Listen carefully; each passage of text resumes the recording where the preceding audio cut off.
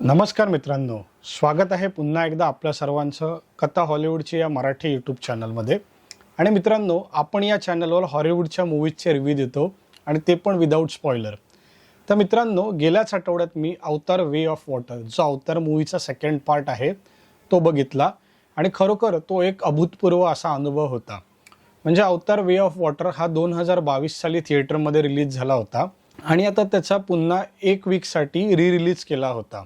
आणि हा मूवी मोठ्या पडद्यावर बघण्याची संधी मला दवडायची नव्हती, त्यामुळे मी लास्ट मोमेंटला जाऊन हा मूवी 4DX 3D मध्ये बघितला. आणि मित्रांनो, खरोखर तो एक अभूतपूर्व असा अनुभव होता. तर मित्रांनो, अवतारच्या या भागात म्हणजे अवतार वे ऑफ वॉटरमध्ये याची कथा पहिल्या भागापासून पुढे चालू होते. म्हणजे या भागात जॅक सुली आणि नेत्रेई हे आई वडील झाले आहेत आणि ते आपल्या फॅमिलीबरोबर पॅन्डोराच्या जंगलामध्ये जीवन जगत असतात. मात्र अशा वेळी पुन्हा एकदा त्यांच्यावर संकट येतं, म्हणजे स्काय पीपल म्हणजे मानवी प्रजातीकडून त्यांना आणि त्यांच्या फॅमिलीला नष्ट करायचा प्रयत्न केला जातो. तर आपल्या फॅमिलीला वाचवण्यासाठी ते पॅन्डोरावरच असलेल्या दुसऱ्या एका वॉटर वर्ल्डमध्ये म्हणजे समुद्री भागाकडे जातात आणि आपल्या फॅमिलीला वाचवायचा कसा प्रयत्न करतात हे या चित्रपटात दाखवलेलं आहे.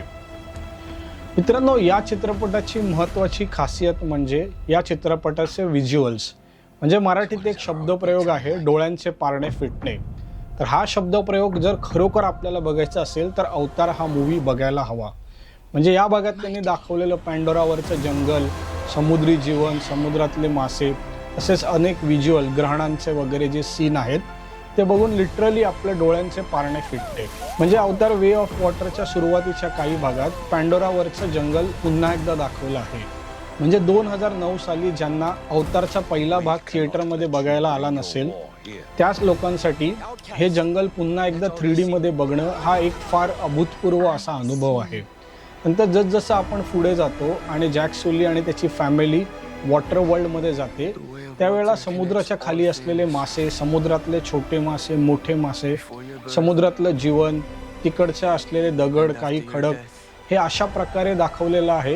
डोळ्यांचं पारणं फिटतं हे सर्व बघून. आणि हे सर्व दाखवताना त्यांनी जी कल्पनाशक्ती वापरली आहे, जे बघितल्यावर आपल्याला असं कळतं की यांच्या कल्पनाशक्तीला कुठच्याच लेवलचा लिमिट नाही.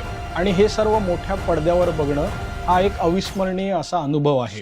आणि हा चित्रपट सुमारे 3 तास 17 मिनटं एवढा मोठा असला तरी आपल्याला बघताना तो एवढा मोठा आहे आणि इतक्या वेळ बघितला असं वाटतच नाही. म्हणजे पॅन्डोरावर त्यांनी ज्या गोष्टी दाखवल्या आहेत या गोष्टींमध्ये आपण पूर्णपणे आपलं भान विसरून त्याच्यातच जातो आणि हा मूवी एवढा मोठा आहे हे आपल्या लक्षातच येत नाही. या चित्रपटात काही असे सीन आहेत की जे बघून आपल्या मनावर त्याचा परिणाम म्हणजे चित्रपट बघून झाल्यावरही तसाच राहतो.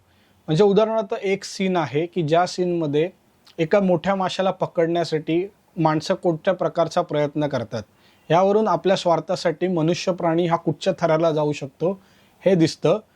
तसेच चित्रपटाच्या अंताकडे दाखवलेले नेत्रेईचा जो सीन आहे त्यामध्ये ती चवताळलेली नेत्रेई, तिने युद्धासाठी पुन्हा तयार झालेली, तिने ते धनुष्य उचलल्यावर तिच्या चेहऱ्यावरचं एक्सप्रेशन आणि ती कशी त्वेषाने आपल्या शत्रूवर तुटून पडते याचा प्रभाव आपल्या मनावर चित्रपट बघितल्यावरही राहतो. हा चित्रपट बघताना एक महत्त्वाचा संदेश जो मला कळाला की पॅन्डोरासारखा सुंदर ग्रह म्हणजे जो यांनी कल्पनेतून दाखवलेला आहे तसाच सुंदर ग्रह म्हणजे आपली पृथ्वी आहे. म्हणूनच आपण मनुष्य प्राण्याने पृथ्वीवर अस्तित्वात असलेल्या सर्व जलचर तसेच इतर प्राण्यांना समानतेने जगण्याची संधी द्यावी आणि हे पृथ्वीवरचं जे सौंदर्य आहे ते टिकवून ठेवण्याची जबाबदारी आपल्या हातात आहे.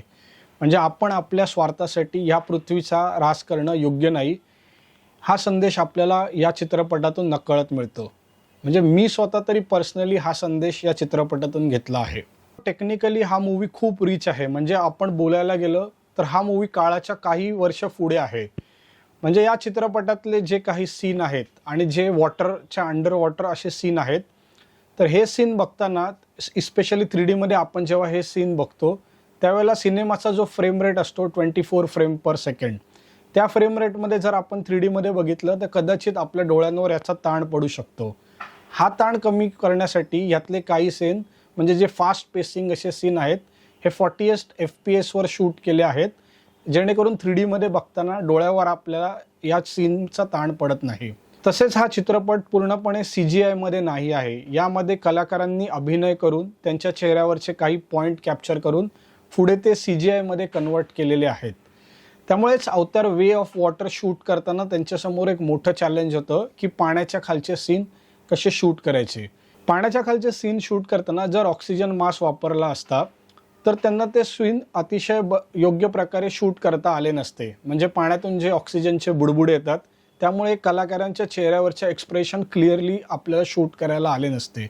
त्यासाठी या चित्रपटातील काही कलाकारांनी श्वास रोखून धरून, म्हणजे असं म्हटलं जातं केट विन्स्लेट सारख्या अभिनेत्रीने सुमारे 7 मिनिटं श्वास रोखून धरून पाण्याच्या खाली यातले काही सीन शूट केले आहेत. आणि ज्याची मेहनत आपल्याला मुख्य पडद्यावर जेव्हा VFX त्याच्यावर अप्लाय करून जे सीन शूट केलेले आहेत त्यामध्ये दिसते. आणि तिसरं म्हणजे वेटा VFX या स्पेशल तंत्रज्ञानाचा केलेला वापर. म्हणजे पाण्याच्या खालचं जग जेव्हा दाखवलं आहे तेव्हा जी वरची लाईट असते, सूर्यप्रकाश पाण्याच्या खाली कसा रिफ्रॅक्ट होईल, तसेच पाण्याचे बुडबुडे कसे येतील, लाटा कशा येतील, ह्या सर्वांचा अंदाज घेऊन हा सॉफ्टवेअर तयार केला होता. आणि CGI मध्ये त्याला एक स्पेशल प्रकारे रेंडर केलं होतं.